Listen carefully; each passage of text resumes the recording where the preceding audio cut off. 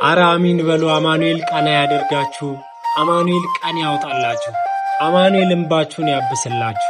በወደቃችሁበት ቦታ የምሕረት እጁን ይዘርጋላችሁ። በጥላታችሁ ፊት ለፊት ሞገስ ይስጣችሁ።